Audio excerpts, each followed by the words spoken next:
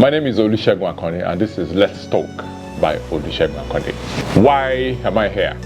This series that I'm running, it's the series that I'm tagging What's Your Why? I've come across many people, many businesses, aspiring entrepreneurs, people that even have their 9-to-5 jobs, but they believe that 9-to-5 isn't the ultimate, that no matter how much of 9-to-5 they do, they will still come back and still want to have something of their own. They still want to build something for themselves. They still want to build something for their family, for their future. They want to have something of a legacy. And when we start the conversation, I always start with a why. Why do you want to do this business? And more often than not, I get my conversation is always around what I am known for, which is a grocer. I'm an entrepreneur, an investor in everything grocery business, African, Caribbean food products. And then people come into the space, oh, we want to start our own shop. I want to be a retailer. I want to import goods into the UK. All of these questions, they come every so often. And I always start with the why. Why? What value are you bringing into it? Is the market saturated? What are you going to do differently? What has everybody been doing? And that generates a lot of questions, a lot of conversation. And that's what this is all about. And this is one of many periods and sessions that we're going to have. What's the why? A very typical example is I'd have somebody say, oh, I live in this location in the United Kingdom. And the reason why they want to open an African store is because there's no African store where they live.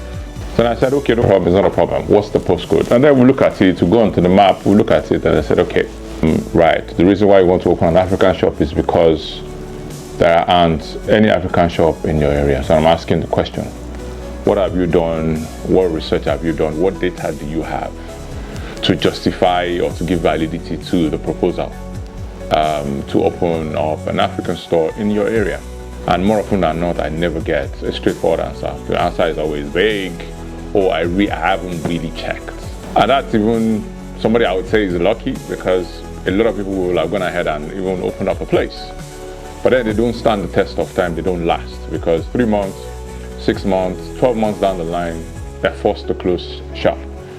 And then, time wasted, money wasted, efforts wasted, because it is understanding the why. So if it is a location, your area where you live, how many people of the same sort of niche market are living in that area that would trade or do business with you every single day of the week?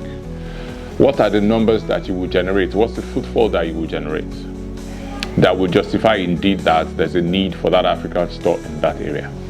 And the conversation starts from there. Why? I want to have a shop. You want to have a shop for yourself? Or do you want to have a shop for the community? Do you want to have a shop for the people? Who are your competitors? Is there a Tesco there? Even if you go into Tesco, Morrison's and all of that is what you call the world food. The aisle where, they sell African products, all of those things are there now. And people go there and they're available. You can go to Tesco now, you buy Nido milk, you buy Milo milk, you buy Indomie noodles and all of that. And yet you want to open up in your location.